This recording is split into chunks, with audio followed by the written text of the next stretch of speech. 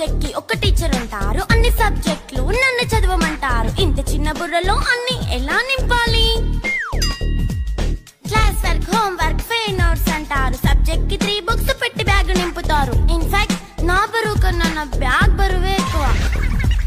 క్వశ్చన్లు, ఆన్సర్లు, సర్ప్రైజ్ టెస్టులు తమ్మి దాటుకొని మళ్ళీ స్కూల్ వ్యాన్ ఎక్కేసి అమ్మయ్య ఇక ఇంటికి వచ్చేసామనుకుంటే మార్క్స్ తక్కువ వస్తే చెయ్యాలి అసైన్మెంట్. రిపోర్ట్ కార్డ్ చూపిస్తే ఇంట్లో ఉన్న పనిష్మెంట్. హోమ్ వర్క్ చేయమంటూ మమ్మీ చంపుతుంటుంది. ట్యూషన్ టైం అయిందని డాడీ తరుముతుంటాడు. డాన్స్ క్లాస్ కి వెళ్ళమని తాతయ్య తిడతాడు. స్నాక్స్ తిని వెళ్ళమని నాన్నమ్మ ఆపుతుంది. ఇక అన్నీ అయిపోయాక కాసేపు టీవీ చూద్దామంటే మమ్మీ ఎంట్రీ ఇచ్చింది. బెడ్ యొక్క మంది చిన్న నాప్ తీసేలోపు తెల్లారిపోయింది.